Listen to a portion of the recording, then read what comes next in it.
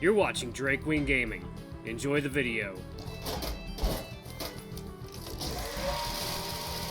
Hey guys and gals, Nary here from Drake Wing Gaming. It's something me on Twitter, the Gaming Dragon. Today I'm coming back at you with a Let's Play episode of a Wanna Hug That Gator. Anyway, y'all, let's go ahead and jump right back in, shall we? Alarm chain, you are up, and let's go. Alrighty, back at the arcade. As a step closer, I'm able to overhear the exchange between the two dinos. The greaseball and Kylosaur, without even looking away from the cabinet, starts rattling off his credentials to Olivia as if it was a job interview. You know, I'm the best Jurassic player this side of Volcadera, right? Double S rank, 3 online tournament wins. Besides, it's 50 cents, not... Shut up and nut up already. Olivia's voice causes the Ankylosaur to grimace and finally turn his head. You really want to try me? Look, Tiny Tim, His jaw clicks shut as his eyes manage to sweep above and then down to Olivia, his eyes squinting as his retina slowly adjusts to the low lighting of something not displaying brightly colored pixelated characters.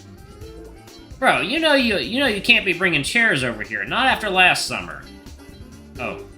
Olivia growls and raises a fist, and I think the pale-scaled dino finally sees who is challenging him.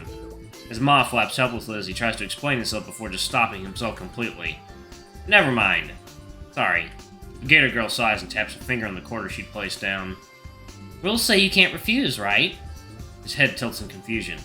You know, you look to be the new champ here, right? This is the champ's cabinet, right? Damien comes over by this point, followed closely by Liz's head. Champ's cabinet? Unofficial, but that's the oldest one here. Been here since the dawn of time. It's like sacred or something. I look over the old machine, the paint on it chipped and positively covered in marker ink to the point that the only legible thing on it is a very juvenile edit of the game's title. This thing? Yeah, man, they only let the head honchos actually use it. If you're spotted trying without credentials, you end up headbutted. That's bull, but I believe it. I look back at Olivia, who is having a withering stare down with the squat guy who she challenged. Look, lady, I'm a big deal here. Buster O'Nuts. Crown champ in all Volcadera. This particular Jurassic machine's got a history. It happens to be the same machine as Dana the Rex Go managed to parry. Quit stalling and fight me already! I'm not, I'm just, setting the stage is all. Plus, you think you're the only challenger I've got? I look around, noticing that there was now a group surrounding us. On my title as champion, I'll take all comers now.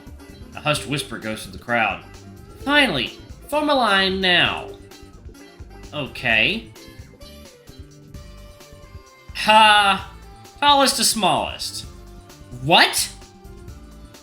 No cutting.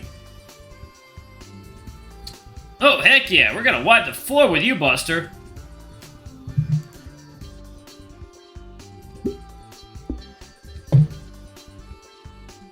Wait. What? I don't even play video games. I'm not really a gamer either. Too bad. Consider it the blood tax. I want to protest further, but Olivia's head turns toward me with a pleading look on her face. Besides, you think I want to put my hands on that thing? Who knows where... We're in. Inko! Yes! Come on, Liz, it won't be that bad. You're still by the Brachio booth, right? Hold tight, I'll come get you. Ah! Damien pushes back through the small group around us, following Liz's neck to find the rest of her. Her head swivels around and gives chase, her pleas to not have to play falling on deaf ears.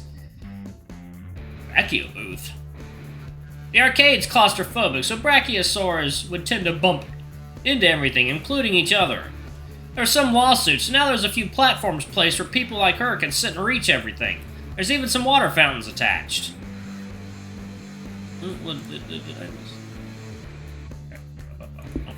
Okay. Doesn't stop things from getting tangled when there's multiple, but it's something. Huh. Or... In the end, Liz must have relented, because she shuffles up to the rest of the group. Fine, let's just make this quick. Liz reluctantly steps forward and towards the arcade cabinet, a crooked smile forming on the self-proclaimed champion's face. And she's gonna get wiped. It doesn't take long for Liz to completely lose. Larry Cosmo's hands move like a blur as they dance across the controls, pummeling their digital opponent into the ground. As boastful as he was earlier, he at least proved that he was skilled at Jurassic Kick, the screen displaying perfect after only a minute against Liz. Liz crosses her arms and starts heading back to her old seat in the booth, head and toe with a pout. Buster leans his head back against his clasped hands to make a show that it was no big deal. Next victim! Damien stretches to the cabinet and jams his hands in his pocket for his change. Is there a whole piggy bank in here? Haven't seen your group around before. Tourists? Huh? Oh, nah, Liv and I used to come here all the time.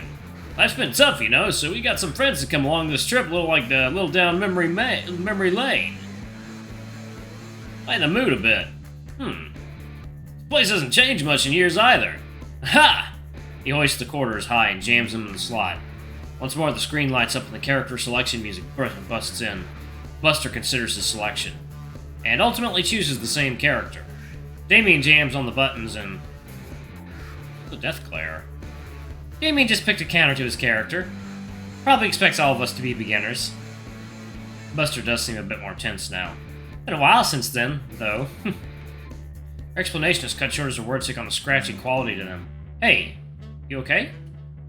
What? I'm fine. I can go and refill your canteen pretty quick. Sure, thanks. She reaches behind her and unhooks her severely dented water bottle from her chair. There's something to look into for Christmas. That Buster guy said there was water by the Brachio booths, although I can't imagine the water here is very good. Christmas what? What am I thinking? I haven't gotten anyone a gift like that before. Inko, you're going off track again!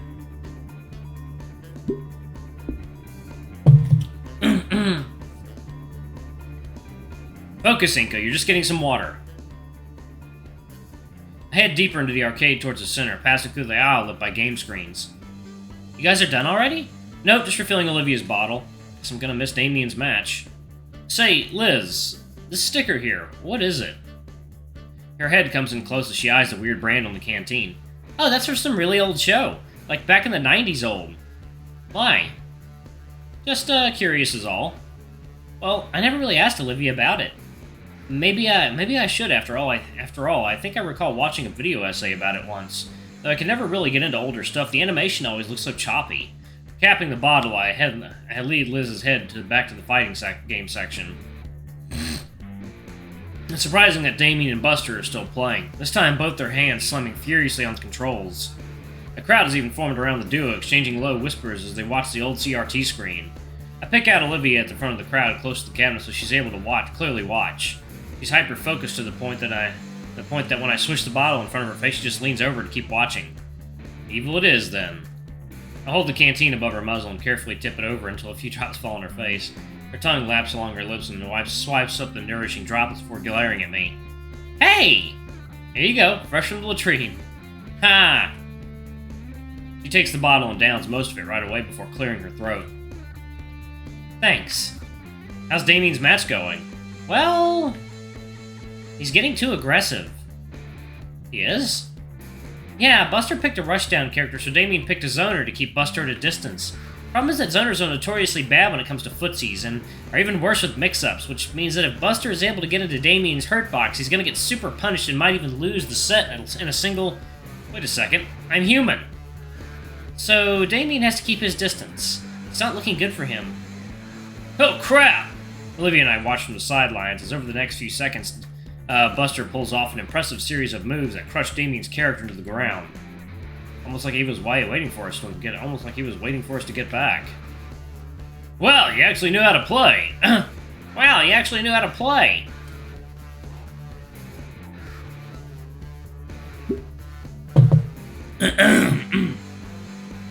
Buster jams an accusing finger my way as though marking me for death.